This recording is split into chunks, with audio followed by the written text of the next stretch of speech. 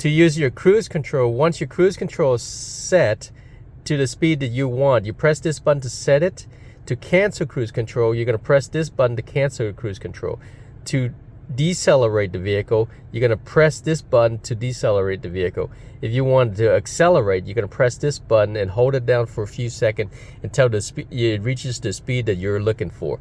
To cancel, you can either press this button to cancel the cruise control or step on the brake and it'll slow the vehicle down and it cancels the vehicle.